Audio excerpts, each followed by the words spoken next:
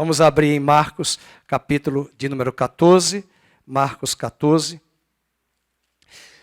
Nós estamos numa sequência expositiva da palavra de Deus. Alguns não necessariamente na ordem do mesmo capítulo, mas hoje eu escolhi para ministrar aos irmãos sobre uma das passagens mais lindas que diz respeito ao sacrifício de Jesus que hoje celebramos nesta mesa do Senhor. Então vamos ler Marcos 14, 32 ao 42. Então foram a um lugar chamado Getsêmani. Ali chegados, disse Jesus a seus discípulos: assentai-vos aqui enquanto eu vou orar. E levando consigo a Pedro, Tiago e João, começou a sentir-se tomado de pavor e de angústia. E lhes disse: a minha alma está profundamente triste até a morte. Ficai aqui e vigiai. E adiantando-se um pouco, prostrou-se em terra e orava para que, se possível, lhe fosse poupada aquela hora. E dizia: Abba, Pai, tudo te é possível. Passa de mim este cálice. Contudo, não seja o que eu quero, e sim o que tu queres. Voltando, achou-os dormindo e disse a Pedro: Simão, tu dormes? Não pudestes vigiar nem uma hora? Vigiai e orai, para que não entreis em tentação. O espírito, na verdade, está pronto, mas a carne é fraca. E retirando-se de novo, orou repetindo as mesmas palavras. E voltando, achou-os outra vez dormindo, porque os seus olhos estavam pesados, e não sabiam o que lhe responder. E veio pela terceira vez e disse-lhes: ainda dormis e repousais? Basta, chegou a hora. O Filho do Homem está sendo entregue nas mãos dos pecadores. Levantai-vos, vamos, eis que o traidor se aproxima. A minha mensagem hoje traz como título Getsêmani, a hora decisiva. William Hendricks, um dos grandes comentaristas da Bíblia, é desse autor que nós estudamos o livro do Apocalipse, no livro Mais que Vencedores, é um livro que eu recomendo para quem quer estudar Apocalipse, é um dos grandes comentaristas norte-americanos, de uma excelente formação acadêmica. Ele diz que o inferno veio com todo o peso sobre Jesus no Getsêmani. Mas ao mesmo tempo que o inferno veio com todo o peso naquele Getsêmani, o Senhor desceu com a sua presença naquele jardim. Confortou o coração de Cristo, homem. E ele decidiu fazer a vontade do Pai, ainda que ele tenha levantado a possibilidade, se possível, afasta de mim este cálice. O jardim do Getsêmani é um dos lugares mais lindos para conhecer em Jerusalém. Fica nas fraldas do Monte das Oliveiras. Do outro lado do ribeiro de Cedron, você tem a cidade de Jerusalém aqui, toda aquela visão onde hoje tem a mesquita de Omar. E de frente para a cidade de Jerusalém há um vale chamado de Cedron, onde hoje é um grande cemitério de judeus. Após o vale, de frente para a cidade de Jerusalém, está o Monte das Oliveiras, onde hoje tem uma igreja católica construída. Ali é possível, segundo alguns estudiosos, encontrar figueiras da época de Cristo e até muito antiga, alguns chegam a datar de 3.000 anos de existência. São especulações. Mas aquela região é uma região linda e bastante arborizada. Não foi a primeira vez que ele foi ao Getsêmani para orar. Ali era um lugar onde havia muitas azeitonas. Para quem gosta de azeitona, um salgado. Era um lugar de muita uva. E era ali que Getsêmani quer dizer em grego, em hebraico, corrigindo, prensa de azeitona. É essa visão que eles estão colocando. Obrigado, Rogério. Vocês estão vendo ali a igreja, em frente. E aqui abaixo, no meio, o Vale do Cedron, que é um cemitério com seus túmulos. E à esquerda e à direita daquela igreja católica, o local onde Jesus orou no jardim do Getsêmani. Uma distância aproximadamente de 1 quilômetro da igreja, do jardim para Jerusalém. Nesse mesmo lugar aconteceu uma cena maravilhosa. Pode deixar aí essa cena. Nesse vale do Cedron tem um local onde Absalão, filho de Davi, morreu e foi enterrado, a coluna de Absalão. Vocês sabem que Absalão foi um golpista, já que a palavra está tão em moda, em evidência de tantas fake news, mas ele vai tentar usurpar o trono do seu pai. E o que acontece com Davi, acontece com Jesus.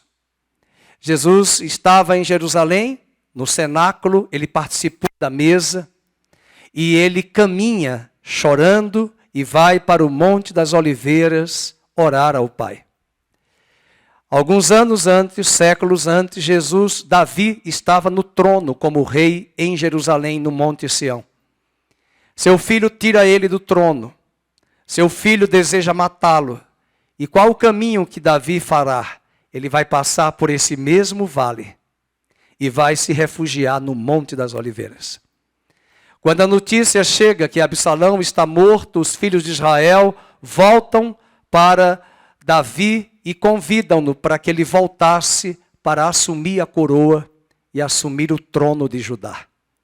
Mas a Bíblia diz que nesse vale do Cedron, quando ele saiu de Jerusalém, com direção ao Monte das Oliveiras, Davi foi apedrejado, Davi foi escarnecido, Davi foi zombado, Davi foi motivo de piada e de chacota,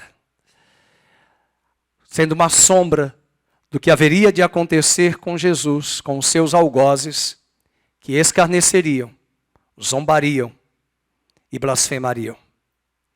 No Getsemane, nós queremos trazer 4 lições importantes, 4 mensagens que eu gostaria que você anotasse, que talvez você já tenha passado por situações semelhantes, não proporcionais, com as devidas proporções, desculpe o pleonasmo, sobre a sua pessoa e sobre Cristo. Nem se compara o que Cristo passou. Mas o que nós vamos ver aqui hoje, nesses 4 pontos centrais do Getsemane, é uma tristeza assoladora. Com certeza nós enfrentamos o que o Sérgio também compartilhou agora, uma grande tristeza, momentos na nossa vida de profunda tristeza. Segundo ponto, segunda mensagem, é uma solidão perturbadora. Quando Jesus precisava de mais pessoas para estarem com ele orando, os 3 mais próximos, Pedro, Tiago e João, estavam dormindo. E ele disse, nem ao menos 1 hora pudestes orar. Além da tristeza assoladora, uma solidão perturbadora, mas graças a Deus que ali naquele lugar, ele fez uma oração triunfadora. E fora a oração triunfadora, uma tristeza assoladora, uma solidão perturbadora, uma consolação restauradora. Ali ele vai receber a visita de um anjo que vai confortá-lo. Ali ele vai suar gotas de sangue, mas o Pai vai lembrá-lo, possivelmente, a palavra de Isaías 53. Ele não levará em conta o penoso trabalho da sua alma, mas ficará satisfeito pelos frutos que estão aqui hoje de manhã, que ele haverá de colher diante de um Getsemane, marcado por uma tristeza assoladora, uma solidão perturbadora, uma oração triunfadora e uma consolação restauradora. Vamos para a tristeza. O profeta Isaías, no capítulo 53, descreveu como um homem de dores, que sabe o que é padecer. Capítulo 53 de Isaías, talvez você já conheça, eu não quero trazer o texto, mas eu quero chamar a atenção no capítulo 14, verso de número 32. Então foram a um lugar chamado Getsemane. No verso 34 diz, a minha alma está profundamente triste, até a morte. Essa profecia estava se cumprindo sobre ele. Jesus teve tristeza, e não foi só no Getsemane. Ele teve tristeza quando Lázaro morreu. Ele teve tristeza quando seus discípulos o rejeitaram. Ele teve tristeza e chorou quando a cidade de Jerusalém recusou recebê-lo como Messias. Ele chegou a dizer: ai, Jerusalém, se tu soubesses que dia é hoje. Aquela Jerusalém assassina de profetas, rebelde, impenitente. Jesus chorou com soluços sobre ela. Agora ele está diante de uma ramagem soturna, das oliveiras, sob o manto de uma noite trevosa. E ele começou a sentir tomado de pavor e angústia. Veja o verso 33, a forma como Marcos, o evangelista, relata. E levando consigo a Pedro, Tiago e João, ele começou a sentir-se, vamos juntos, tomado de pavor e angústia. Não é possível você ler um texto como esse e se esquecer de Hebreus capítulo 5. Não tem como tomar uma passagem como essa e compreendê-la, o que o autor de Hebreus diz no capítulo 5, e nós vamos para lá, capítulo 5 de Hebreus, o autor está trazendo o sofrimento do Cordeiro de Deus. Um sofrimento que já tinha sido preparado por Deus antes, né? Muito antes, lá nos tempos eternos. O capítulo 5, todas as vezes que eu leio Hebreus, essa semana eu estava escutando Hebreus no meu carro, e eu lembrei desse texto no verso de número 7 e 8. Ele, Jesus, nos dias da sua carne, tendo oferecido com forte clamor, lágrimas, orações, súplicas. Imagina, ele fez tudo isso no Getsemane. Ele clamou. Ele teve lágrimas. Ele fez orações. Se pegarmos os 4 evangelhos, parece que no mínimo ele ficou 3 horas no Getsemane. Porque foram 3 vezes que Jesus voltou e disse: nem ao menos 1 hora pudestes orar. Em 3 horas você tem tempo para fazer muita coisa na oração. Uma vez um irmão me disse: pastor, lá em Maceió, como é que a gente ora tanto? O senhor fica de 1h30, não para de falar, e eu já orei tudo em 10 minutos. Porque talvez ele pensa que oração é entregar recado para Deus e abençoe a nação inteira do Brasil, em nome de Jesus, amém. Mas isso não é bem uma oração. Oração não é apenas abrir a boca, muitas vezes é choro. Às vezes faltam para todos nós palavras. Eu gosto muito do Salmo 58, quando o salmista diz: o Senhor tem recolhido as minhas lágrimas num odre. Oração não é só falar, há um momento de silêncio, há um momento de quietude. Eu postei há 2 dias atrás no Instagram que oração não muda Deus, oração vai mudar a pessoa que ora. É quando eu estou orando que Deus disse: pode mudar, não é assim, Fernando. É na hora que eu estou orando, que eu estou me debruçando, que eu começo a ter a presença de Deus, a afirmar ali: não é isso, é por esse caminho. E foi naquele jardim que essa tristeza que Isaías havia profetizado, que ele haveria de chorar, que ele haveria de sofrer um sofrimento humano. E um grande comentarista, Granfield, afirma que essa expressão de Jesus denota que ele estava dominado por um horror que o fazia tremer diante da terrível perspectiva à sua frente. Talvez você deve ter perguntado aqui nesse versículo 7 de Hebreus, e ainda poderíamos dizer no 8, embora sendo filho, ele aprendeu a obediência pelas coisas que sofreu. E aí você precisa melhorar a sua teologia, e eu também a minha. O sofrimento que você passa não necessariamente é por causa do seu pecado. Nós sempre associamos sofrimento a pecado. Nós sempre associamos que estamos enfrentando situações difíceis, situações terríveis na nossa vida, e a primeira coisa que nós pensamos, e os amigos de Jó pensaram, é porque você está em pecado. Nós estamos orando pelo pastor Harold Walker, uma pessoa maravilhosa, que já mora no Brasil há muitos anos, é um irmão americano, mas que veio para o Brasil na década de 60. Está com câncer, semelhante ao que o Sérgio teve, mas com metástases. no fígado, embora já fez a cirurgia, com a bolsinha.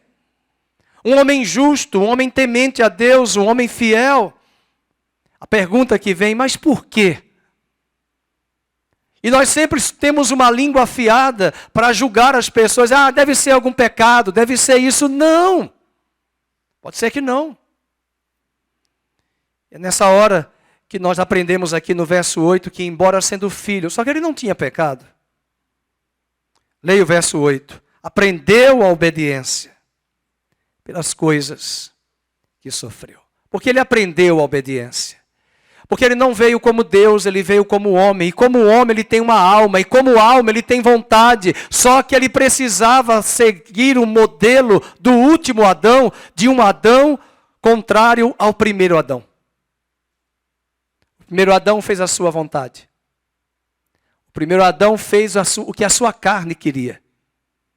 O último Adão teve a capacidade de dizer em um outro jardim o que o primeiro Adão fez de contrário no primeiro jardim. No segundo jardim, o último Adão que Jesus Cristo disse que não seja feita a minha, mas a tua. E lá no primeiro jardim, no jardim do Éden, o primeiro Adão toma da árvore do conhecimento do bem e do mal, Eva primeiramente, e Adão, por conseguinte, come. Os dois estavam no jardim. Um opta pela árvore do conhecimento do bem e do mal, que é seguir um caminho paralelo. O outro opta pela vontade de Deus. E para fazer a vontade de Deus, porque ele estava neste mundo caído e corrompido, ele estava por sofrer. Mas o seu sofrimento levanta para nós uma pergunta. O que não consistia a essência da tristeza de Jesus? Warren Wiersbe, um outro comentarista, diz que não foi por causa do sofrimento físico que Jesus estava tomado de pavor e angústia. Warren Wiersbe diz que ele foi tomado pela antevisão de que ele seria separado do Pai lá no Calvário. Quando Jesus vai para o Calvário, quando Jesus vai para a cruz, você precisa entender o Salmo 22, a profecia. Elohim, Elohim, lama sabachthani, Deus meu, por que me desamparaste? Deus nunca desamparou o Verbo. O Verbo sempre estava com Deus, o Verbo era Deus, todas as coisas foram feitas por meio do Verbo. Eu não gosto de falar muito verbo, embora as Bíblias católicas hoje já falam palavra. Quando eu tinha 9 anos, eu fui ler o Evangelho de João, capítulo 1. Eu tinha 9 anos, estava estudando o verbo transitivo, verbo intransitivo, verbo regular. E quando eu li no princípio era o verbo, eu falei, mas que verbo é esse? Minha mãe tinha morrido naquele ano, eu não sabia o que era verbo. Eu peguei até hoje a Bíblia das edições paulinas, fechei a Bíblia, fique aí, que eu não entendi nada. Hoje a Bíblia Católica já mudou e já coloca, no princípio era a palavra, porque o que está colocando ali não é verbo, é verbo mesmo, porque verbo é ação, mas é logos, que hoje é nome do carro da Volkswagen, da década de 90. Logos.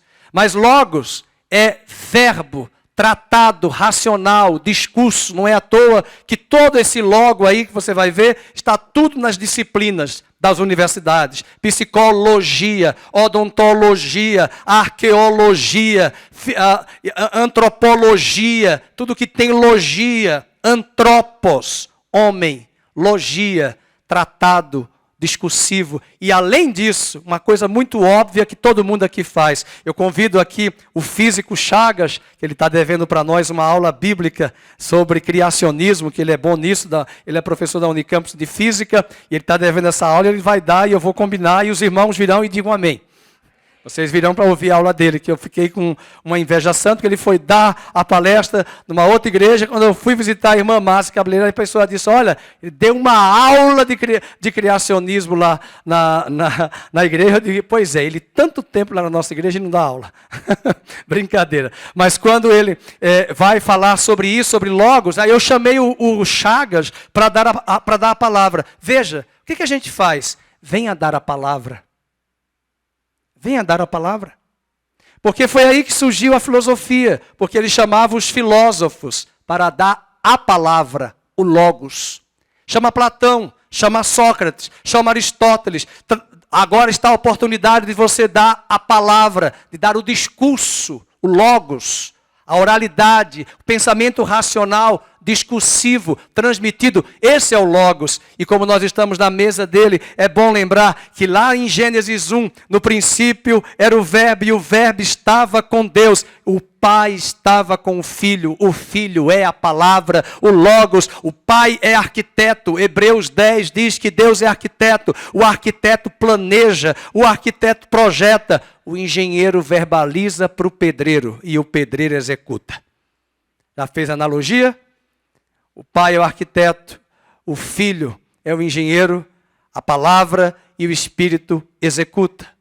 Então todas as coisas que aparecem lá no livro de Gênesis, e disse Deus, e disse Deus, e disse Deus, quem estava falando? O verbo, o logos. Os gregos não gostavam de escrever, eles já aprenderam a escrever com os hebreus, porque eles achavam que quando você pega o pensamento discursivo, escrito, falado, e escreve, você pode perder o significado. Então eles tinham muito zelo de perder o sentido da palavra em função de escrever. E hoje é complicado, porque hoje tem muita coisa aí mexendo na língua portuguesa que não convém.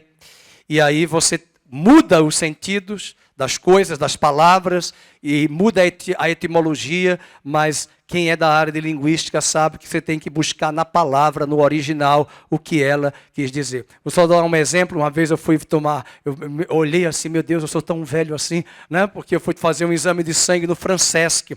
E o seu Francesc, eu não sei se ele está vivo ainda, eu espero que sim. Depois alguém morreu?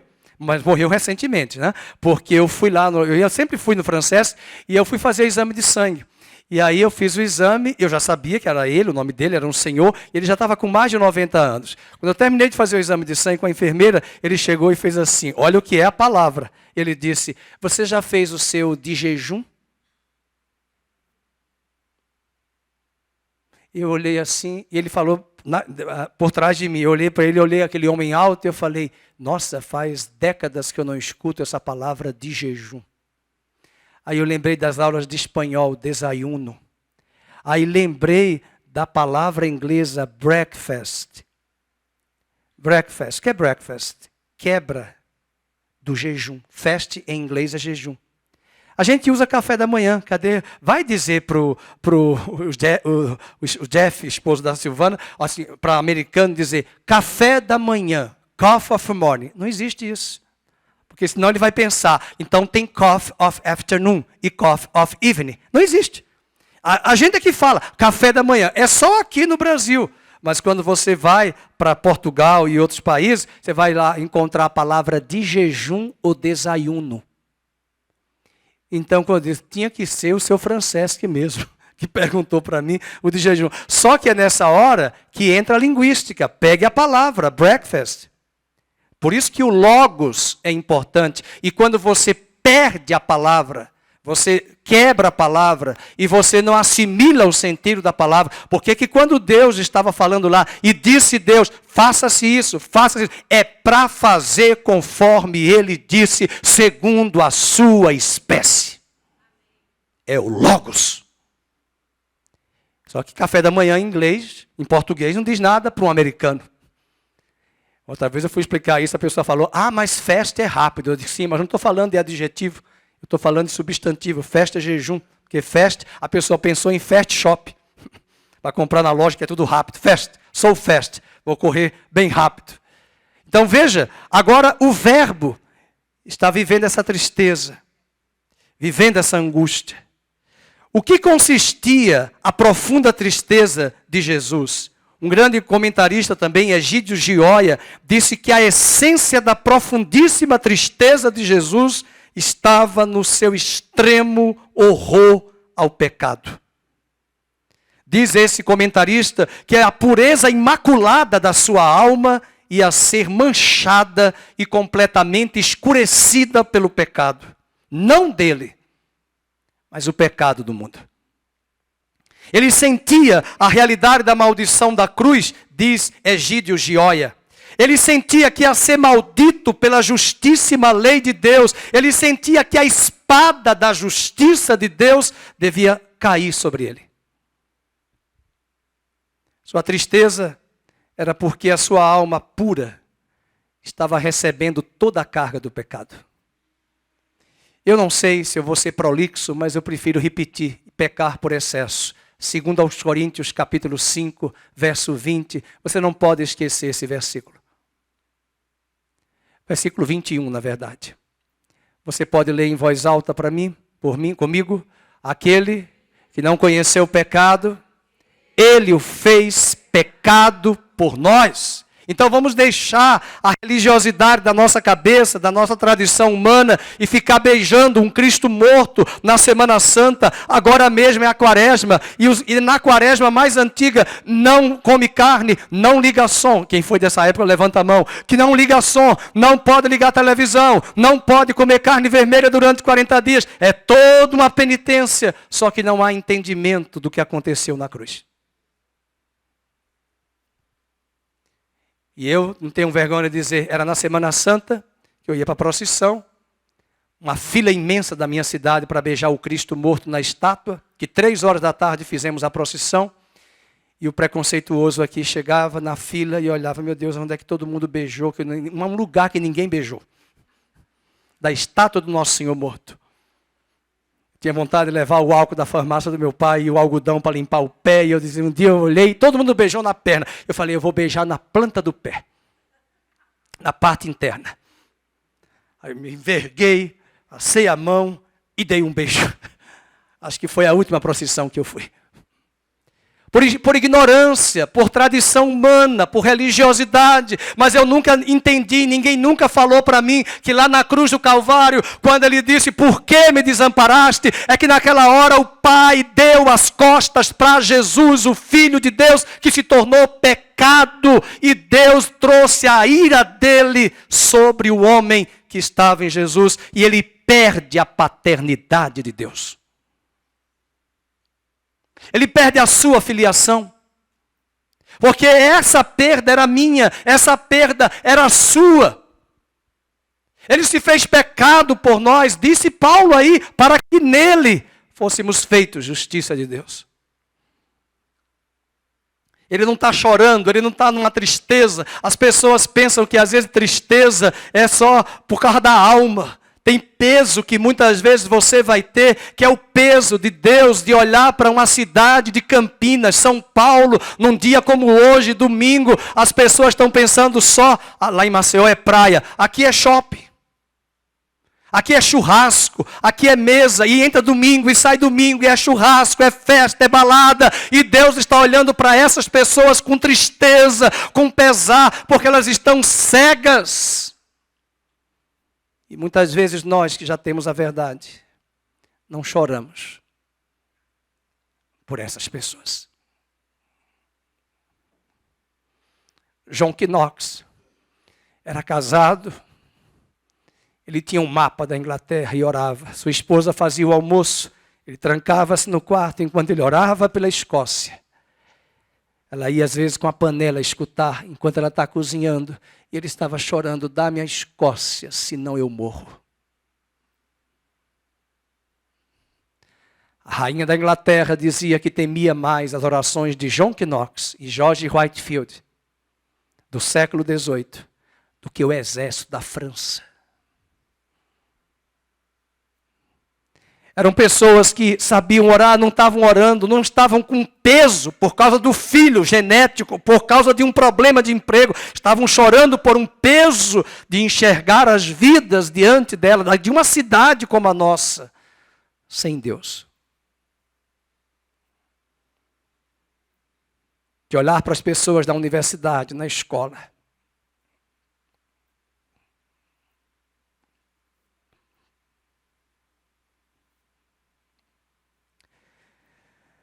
De olhar como Deus olha. Muitas vezes nós estamos mergulhados em nossos problemas, em nossas próprias tristezas. E Deus nos chama para tomarmos degraus maiores na nossa jornada, para olharmos as coisas como Ele olha. E o intercessor é alguém que vai sentir esse peso. Foi ali no Getsemane que Jesus travou a maior de todas as guerras. Ele também enfrenta uma solidão perturbadora naquela tristeza. Ele sofreu sozinho no Getsemane. Muitas vezes você vai orar no Getsemane, lê o capítulo 22 de Lucas, no seu Getsemane, na sua vida. Existem coisas que você não pode compartilhar com ninguém. Existem situações que você e eu enfrentamos que as pessoas mais próximas a nós, elas não vão entender. É tolice tentar contar a sua vida para todos. Alguém já disse, abre aspas, muitas coisas você poderá dizer a muitos. Outras coisas há que poderá dizer a poucos. Algumas, porém, existem que você não vai dizer a ninguém. Então você estará mesmo sozinho, sem um amigo que o acompanhe, ninguém que o compreenda, e você vai sentir em você o cálice do fel e da amargura, que será todo seu. Jesus, quando chama Pedro, Tiago e João, ele está pedindo oração, e ele diz, nem ao menos uma hora pudeste orar, mas ele não compartilha o que vai acontecer em detalhes no Calvário. O próprio Paulo escreveu na sua última carta, antes de morrer, dias antes da espada de Nero cortar a sua cabeça, ele diz em 2 Timóteo 4,16, todos me abandonaram. Ninguém foi a meu favor. Paulo estava ali vivendo sozinho, sentindo a solidão, como também Jesus sentindo a solidão, porque existem situações na nossa caminhada, na nossa jornada, e eu ainda estou na tristeza assoladora e agora na solidão perturbadora. Pergunto hoje de manhã, como é que você está enfrentando essas tristezas? São tristezas só suas ou são tristezas que Deus tem colocado em seu coração? Como é que você está enfrentando a solidão? Existe uma diferença muito grande no Aurélio, na etimologia de solidão e solitude. Na solitude você consegue ficar sozinho com Deus e com você mesmo. A solidão você fica inquieto. Eu não sei o que vai ser da futura geração, porque essa geração de hoje, se a gente olhar na rua, no trabalho, em todo lugar, é todo mundo no celular. Eu fico preocupado quando Deus, Silvana, fizer um desligamento, como é que chama lá, da chave da internet no planeta. Eu acho que o Rivotril e o Lexotan, Flávio, não vai dar conta. As pessoas vão ficar ansiosas e quem tem TDAH vai ficar pior ainda porque elas querem movimento, elas querem. E é difícil hoje encontrar pessoas que conseguem, no meio da angústia, do medo, conseguirem ficar trancadas no quarto. Ah, pastor, eu tenho que ligar o Spotify. Nem que seja uma música. Mas muitas vezes nós vamos ficar trancados. Não vamos nos abrir para ninguém. Porque o mais próximo não conseguirá entender-nos. Se Jesus fosse dizer aos 3 discípulos tudo o que haveria de acontecer, eles não suportariam. Portanto, da tristeza assoladora para a solidão perturbadora. Vamos agora para um outro passo, a oração triunfadora. Capítulo 14 de Marcos, você pode voltar comigo, 14 de Marcos, rapidamente. Você vai ter nesse lugar mais um registro de que ele orou sozinho à noite. Marcos 14, verso de número... Eu estou em Mateus. Marcos 14, verso de número 32. Então foram a um lugar chamado Getsemane. E ali chegados, disse Jesus a seus discípulos, assentai-vos aqui enquanto eu vou orar. E se você ler Marcos 1,35, Marcos 6,46 e Marcos 14,35, ele estava orando sozinho. Veja o versículo 35. Adiantando-se um pouco, prostrou-se em terra e orava para que, se possível, lhe fosse poupada aquela hora. quando diz adiantando-se um pouco, ou seja, ele ficou um pouco mais à frente dos discípulos.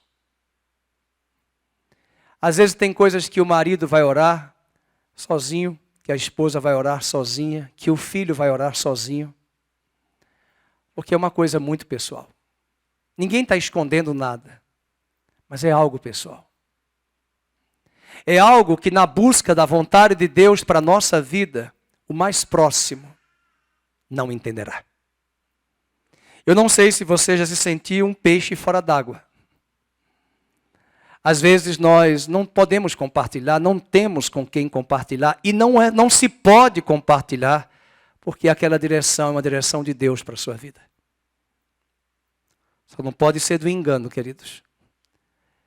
Também o engano pode vir, mas a gente precisa entender que na busca da vontade de Deus, há uma solidão perturbadora. No Getsemane, ele orou humildemente, agonicamente, perseverantemente, mas também triunfantemente. A Bíblia diz que ele se dedicou mais ainda em oração. Ele se debruçou mais ainda em oração. Veja, por exemplo, na atitude que ele orou, 3 coisas que nos chamam a atenção da atitude. Primeiro, a submissão. Veja o versículo 36. Nesta oração que ele fez, ele dizia: Abba, Pai, tudo que te é possível, passa de mim este cálice. É o cálice do atordoamento. Vamos abrir em Isaías, só na tela mesmo, não precisa abrir a Bíblia. Isaías 57, 17. Isaías 57, por causa da indignidade da sua cobiça, eu me indignei e feri o povo, escondi a face e indignei-me, mas rebelde seguiu ele o caminho da sua escolha. Falando da escolha de Adão. Verso número 22. 22, 57 e 22. Não tem? 21. Ok, acho que eu anotei algum texto, algum versículo errado. Muito bem. Mas ele diz: seja feita a minha vontade e não a tua. Foi o que levou o primeiro Adão a cair. Mas se você volta para Marcos 14, versículo 36, ele diz: não seja o que eu quero, e sim o que tu queres. Aqui nós aprendemos algo muito interessante. Oração não é a tentativa de fazer Deus mudar a sua vontade, a fim de atender aos meus planos. Oração é o contrário. É a sujeição dos planos humanos à vontade soberana de Deus. Ele foi entregue, mas ele também entregou a si mesmo. Eu lembro do capítulo 1 de Gálatas, versículo 4, que nós vamos também acompanhar na tela. Essa expressão me incomoda quando eu leio e se repete em Gálatas 2:20, o qual se entregou a si mesmo. Então ele foi uma morte voluntária. Ele se ofereceu. Ele disse: eu vou. Além dessa submissão na oração, ele tem uma persistência em oração. Lucas disse que ele orou além de 3 vezes. Vamos para Lucas 22, verso 39. Aliás, o versículo 39 aqui diz isso de Marcos, tá? Por favor. Marcos 14, 39, corrigindo. Retirando-se de novo, orou, digam, repetindo. Então, aqui tem respaldo para alguém quando questionar. Mas você vai orar de novo? Sim, Jesus também repetiu, inclusive, as mesmas palavras. Até que. Tem irmãos que às vezes dizem assim: pastor, eu já orei 20 vezes lá no altar, não aconteceu nada. Não tem problema, o irmão vem para agradecer já. Mas não aconteceu, é pela fé. Colossenses 4:2 diz assim: perseverai na oração, velando nela com ações de graças. E essa palavra da persistência, agora sim, em Lucas 22, 44. Lucas 22, 44, Lucas registra dizendo essa expressão da perseverança de Jesus. E estando em agonia, orava mais intensamente. E aconteceu que o seu suor se tornou como gotas de sangue. Na medicina, nós chamamos isso de diapedese, que ocorre diante de uma tensão emocional que os leucócitos começam a se dividir, se quebrar e passar pelos canais, pelos vasos terminais, suando sangue. Ele suou sangue, e na medicina de Apedés é quando você sofre uma violenta comoção mental. Eu li uma vez de um médico comentando essa passagem, dizendo que é possível que a pressão arterial dele tenha chegado a limites acima de uma pressão que talvez aqui ninguém nunca teve. Ele sabia o que ia enfrentar. Mas nós falamos da oração que trouxe agonia, persistência, submissão, mas ele teve a capacidade nesta oração de orar com intimidade. Abba, Pai.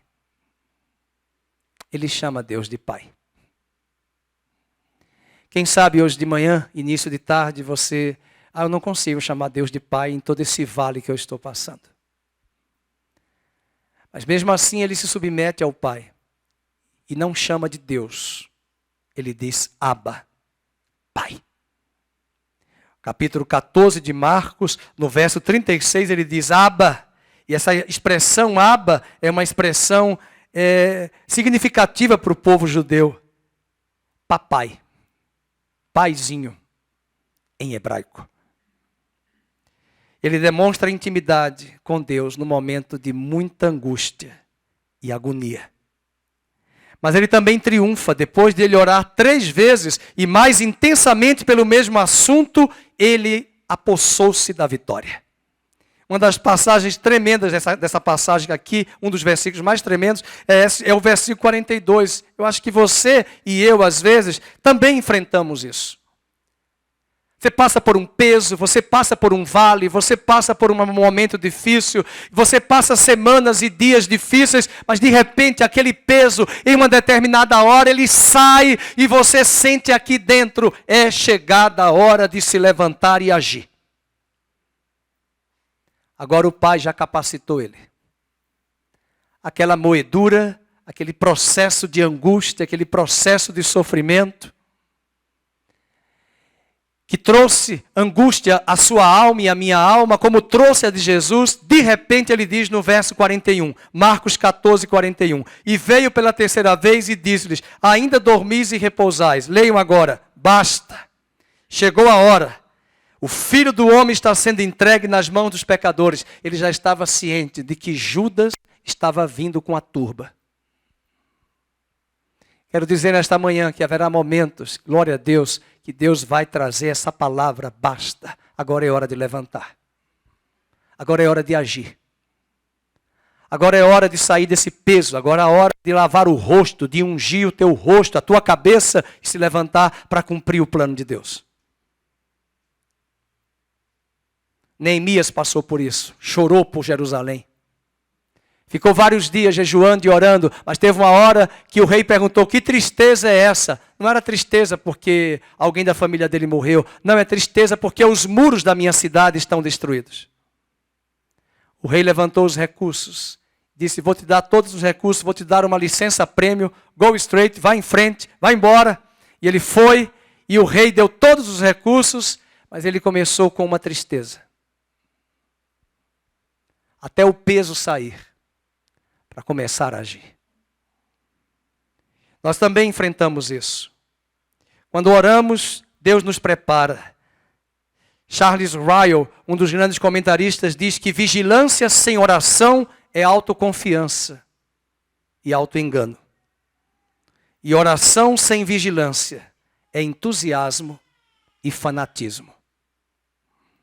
Aqueles que conhecem as suas próprias fraquezas e conhecem a necessidade de orar e vigiar, são aqueles que são mais fortalecidos para não cair em tentação. Por isso que às vezes esse medo, e essa angústia, esse desespero e essa agonia que tem vindo sobre nós, e a igreja da última hora vai enfrentar isso, ela já está enfrentando, são lutas e angústias que têm vindo. Vai chegar uma hora que Deus vai dizer, basta, basta Brasil, chega Brasil, eu vou te levantar. Chega a igreja, eu vou te levantar.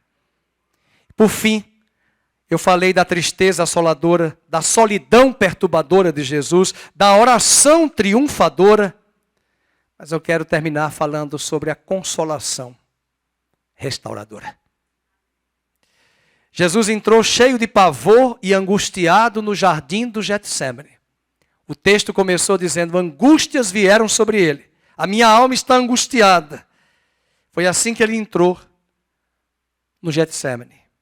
E agora ele vai sair do jardim, sem tristeza, sem angústia, confiante e em paz. E até já está chamando os inimigos. Podem vir. Já chegou a hora. A partir de agora, ele vai caminhar para a cruz como um rei caminha para a coroação. Então, eu estava terminando de finalizar o texto e eu não posso esquecer. Você vai dizer: o pastor só fala nesse filme. E eu me lembrei de Crônicas de Nárnia. Enquanto eu digitava, preparava o texto na minha cabeça, arrumando, eu via a cena, eu até vinha pedir ao Renan, mas depois esquece que vai ser tanta coisa. Eu disse: vamos passar a cena quando ele conversa com a feiticeira. E a feiticeira sai toda arrogante, e quando o leão sai da tenda, ele sai cabisbaixo. Os irmãos vão dormir, os 4 jovens. E de madrugada o leão acorda Aslan em silêncio. E ele caminha para o Calvário, no filme. E do lado dele, zombam, escarnecem, cospem. E a feiticeira arranca com um instrumento o pelo de Aslan. E é cravada uma espada no peito do leão.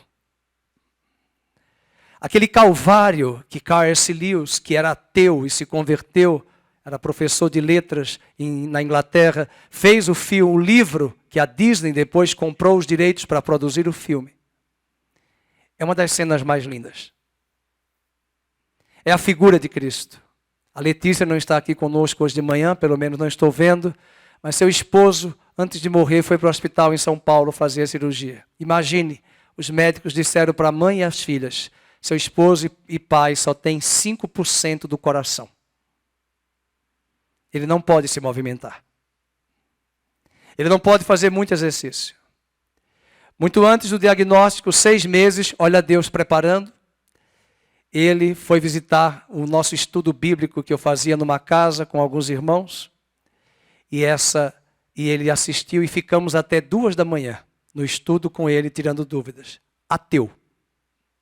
Frequentou a nossa igreja alguns domingos e um dia ele aparece na frente, na primeira fila, com a Bíblia aberta, anotando tudo. Eu digo: está crente? E fui 3 vezes conversar com ele. Era um neófito, ainda não era convertido. Chegou o diagnóstico da doença. Em 1 ano ele fez a cirurgia e nesse mesmo período ele morreu. Mas eu quero encontrar o seu marido na eternidade. Adilson, no hospital. Ele depois me disse: pastor, eu não sou de inventar essas coisas, mas um leão me visitou na UTI. Eu disse: um leão? Você está louco? Pastor, ele me mostrou que aquele filme que eu assisti quando eu era ateu, aquele leão é o leão de Judá. Um homem de 50 anos. Pode ser tolice, bobagem, mas eu guardei essa frase e ontem, meditando, eu falei: a cena que Aslan, no filme, enfrenta. A consolação do Pai, da comunhão com o Pai, é a maior fonte de consolação que nós temos pela oração. Veja no capítulo 14, no versículo 36, ele diz: Pai, se possível, afasta de mim este cálice. Mas que não seja o que eu quero, e sim o que tu queres. Além dele ter a consolação do Pai, ele vai ter a consolação do anjo de Deus. Lucas 22, 43, coloca na tela, por gentileza. O evangelista Lucas disse, é o único que fala isso, que um anjo do céu veio confortar Jesus no Getsemane. E além disso, o último ponto é que essa consolação da firmeza de propósito é quando ele se levanta, é quando sem pavor, sem tristeza, sem angústia, agora ele caminha triunfante para o Getsemane, do Getsemane para o Calvário. Agora ele está pronto a morrer na cruz. Esta frase é fantástica, verso 41. Chegou a hora. O Filho do Homem está sendo entregue nas mãos dos pecadores. Levantai-vos. Vamos. Ou seja, ele está até disposto de enfrentar o traidor que se aproxima. Eu finalizo hoje de manhã. Como é que você está vivenciando essas 4 fases que Jesus vivenciou com as proporções devidas? Mas como é que está essa tristeza que toma conta da sua alma? Como é que está essa solidão perturbadora que às vezes eu e você enfrentamos? E no meio de tudo isso, que oração você tem feito? Que seja feita a minha ou que seja feita a tua? E mais ainda, o Deus que tem visto a sua tristeza, a sua solidão e a sua oração, é o Deus que vai te consolar e te confortar. Nesta manhã do Getsemane, na mesa do Senhor, encerro de pé, lendo o texto com você, Isaías, capítulo 53. Para mim, é uma das passagens mais lindas de Isaías sobre o Calvário de Jesus, para mostrar aquilo que o Sérgio deu no seu testemunho hoje de manhã. Ele sofreu, ele sentiu, mas o Pai disse para ele, você verá o trabalho penoso, o fruto do penoso trabalho da sua alma. E aí, Sérgio, ficará satisfeito. Jesus ficou satisfeito. E o Pai deve ter lembrado dessas palavras, Isaías 53. Vamos ler juntos o versículo de número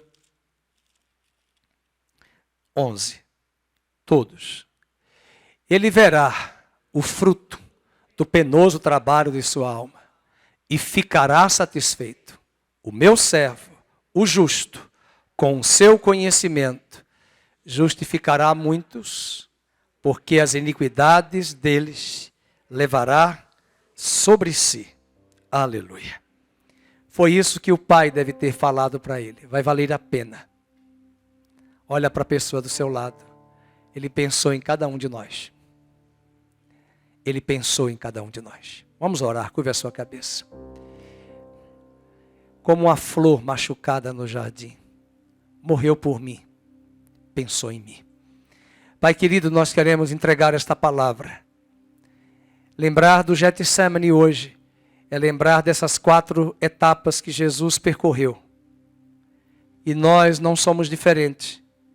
Temos percorrido também com as devidas proporções, nós pecadores, ele, o homem perfeito, sem pecado.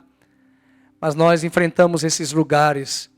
E nós queremos te pedir nesta manhã que o Senhor venha ajudar a igreja brasileira e ajudar essa igreja local.